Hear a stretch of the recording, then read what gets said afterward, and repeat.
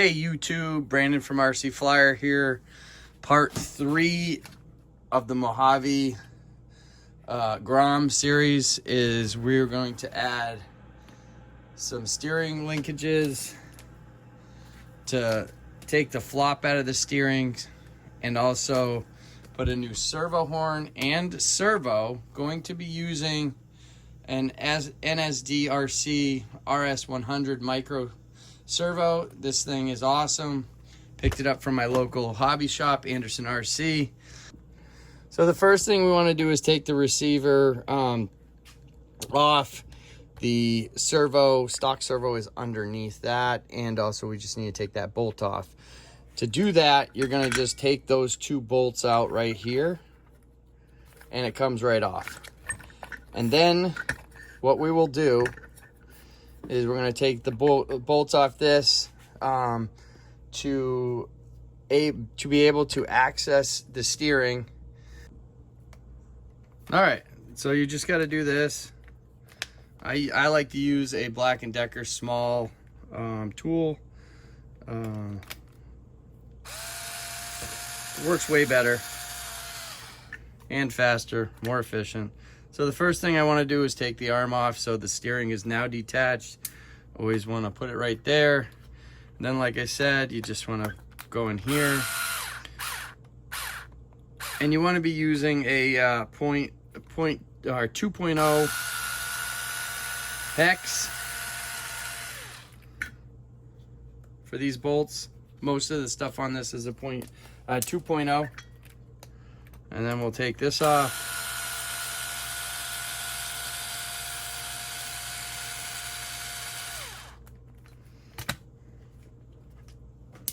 Throw that like that.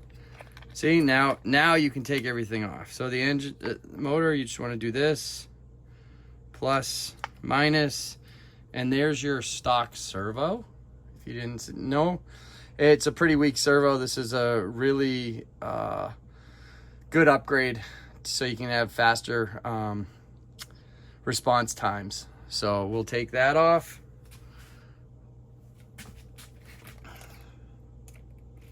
And that we're gonna need a different, so we're gonna,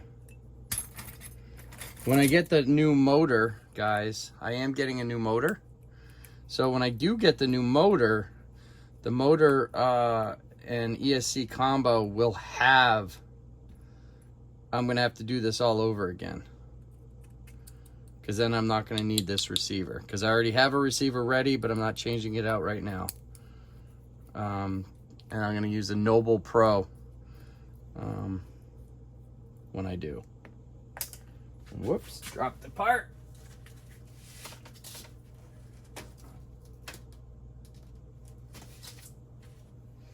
There we go.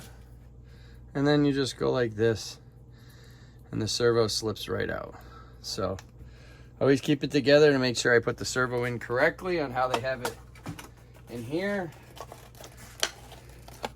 Again, this is a nice high-end aluminum cased servo, high torque, metal gears. So that's important too. So you want to line it up. Sure you got it. So good. And this should fit right in the stock position. All right, guys, an important tip is that this is a 25 tooth servo. So you need to get a 25 tooth servo saver. This says Reefs. Reefs also has 25 tooth. If you want to use a micro reef system, you got to use a 25 tooth. So whatever you're going to use for your servo, you got to make sure you match it with the correct servo saver. All right, guys, the next thing I do is I've got a Spectrum Smart Technologies smart checker. You can also check and set your center point on your servo, so I can make sure it works.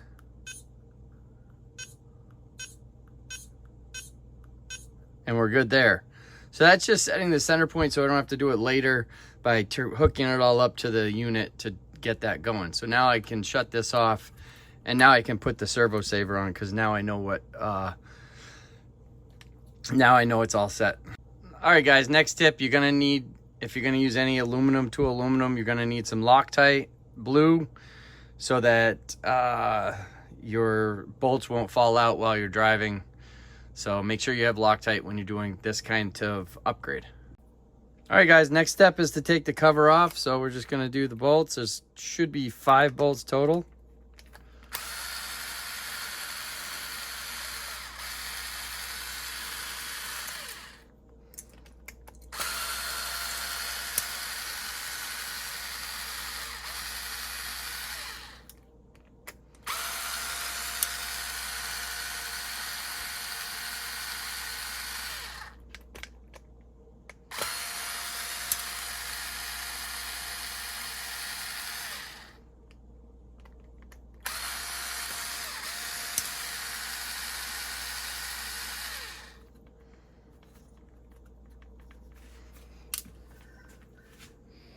Now we just got to get the front bolts.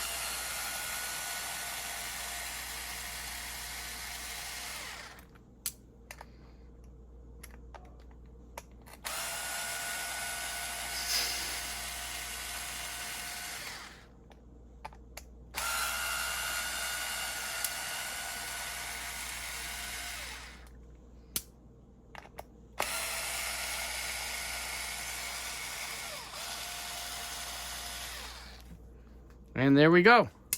Now we just got to carefully slide the cover off. The engine will probably pop off as well. All right, I missed a bolt. There was actually 6 bolts. I missed the middle one. So all you have to do is undo this. And this is where the motor mounts, if you haven't seen this. And then you got the specific for 19 pinion. Fits right in here, and then this covers it up and tightens it. So here's your center drive shaft, what it looks like. Drives everything. Everything looks good. Just put your motor to the side. And what we want to do, and you got to be careful because these pins come out. These are very vital pins that hold the steering mechanism. We're going to change it over to an aluminum one by GPM, and also going to do some aluminum front steering linkages and put everything back together, and we should be good. So the first, what we want to do is take this apart. So we need to detach all this so this will come out. So the next step is we're going to have to take the front bumper off and assembly so that we can slip off everything for the steering. So I'm going to do that, and I'll be right back. All right, the whole front end is off, just like that. Front bulkhead's off. And now this is the innards. We got to pull this out. I'm going to have to take some stuff off so I can pull the drive shafts out. Then from there, we'll be able to pull that steering assembly off. There's a lot of processes before you can get to the steering assembly. So what we're going to do now is take off, and right here you just pull the pin. This is the cheating way, like this. Pull the pin, go like this, and watch this. You can pull the drive shaft right out without doing all the other stuff. And then you take this, which this is the upgraded part with all the metal gears inside for diffs. So that's highly recommended. Again, if you see the blue, that's my grease that I use. And if you're wondering what I use right here. If you didn't see the install is marine grease by Dynamite Marine. It's great grease. You can use it for boats, cars, anything, you name it.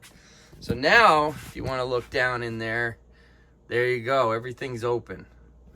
So the next part is taking out the innards of the steering, and then we'll come back. All right, here is what we want to take off in the steering. So there's 2 steering rods.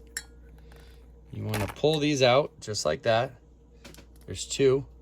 They're shorter than the swing arm ones, so that's an easy way to understand what to use. As you can see, for the steering ones that we took out, for the swing arm, they're much longer. in comparison. So there you go. So really easy to not mess that up. Now it's all free and we can pull it out and then we'll put the new one in. All right, guys, this is how the steering looks. What we're gonna do is you unbolt this, you take it off, and then you can slide it straight through here.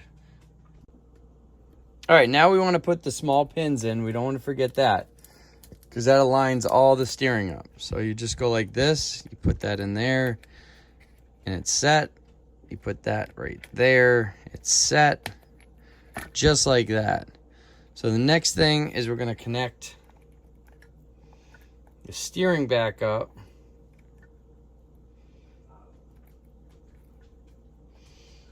Just like that. Got to be careful when you're using a power tool that you don't strip out the plastic, because this is a plastic end.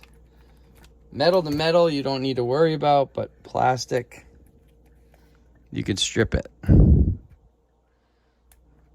But it makes things a lot easier and a lot faster if you do it.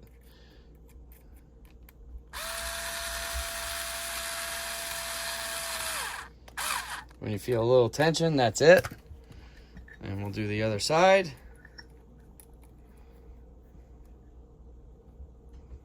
Just like that. Just got to remember what bolts go with what part, so you don't mess that up. I've done this in plenty of times with these models, so pretty familiar.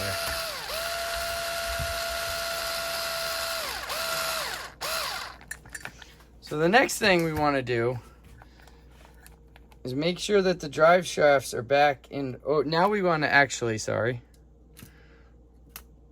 want to put the diff back in. But before we do that, with the diff, you always want to grease it a little bit. You never can have enough grease, in my opinion, because then you won't have faulty parts later on. So this just slides right back in there. Once you do that, you take the other two pins right here and make sure that the drive shaft is connected to the diff correctly in the cups,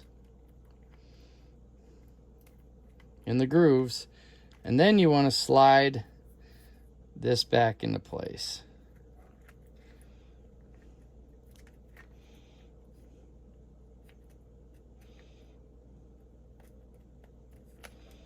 Just like so. And then you repeat on the opposite side, just like so.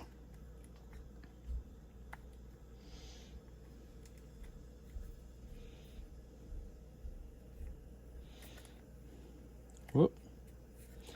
And there you go. Then you make sure shocks, everything's working, everything's like this. You push that back in, you can test it, see everything's binding up correctly. And the next step is you want to put this back on. This actually just slips right back on. 1, 2, 3, 4 bolts and 4 bolts here. And you're good to go. So I'm going to do that and then be right back. All right, guys, got everything back together in the front. Everything looks good. Next thing you want to see, everything works good right here. You hold that down. But then you want to make sure the steering works before you put everything back together, because that would be an issue if anything was binding. Nothing's binding. So the next part is we're gonna put this back on, and it goes this way. Put this back on, just like that. We'll put it back on, and we're good to go. So, and then we'll put the top cap on, and then I'll power it up, and we can see how it works. This is the one we just changed out. You can see the new steering, everything. This is a stock Mojave steering. So we'll see the differences on how it works. So we're going to start with this one, which is the stock. Really slow. And this one, look at how that one just flows. It's just so much better of a feeling. Nice and slow. And then you got, again, the chop choppy slowness of the stock. And then again, the new servo, just so much better. You can even hear it. Hope you liked what you see. The final part's coming up, so stay tuned for part 4, which will be coming later on once I get the final part to the build. All right, guys, just a test of the steering that we just did. Seems to be way better. Fan that we installed on part 2. All right, let's see how well it handles.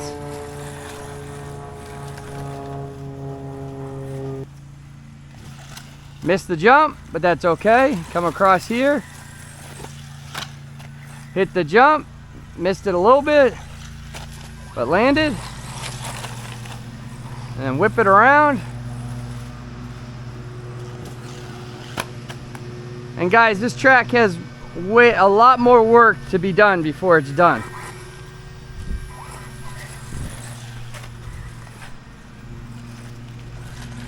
But the steering is way better now that I put this new servo in.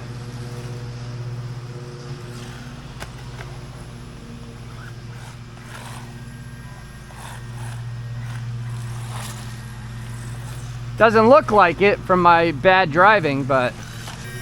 And that's it, guys. That's the improvements. Again, way better steering, fans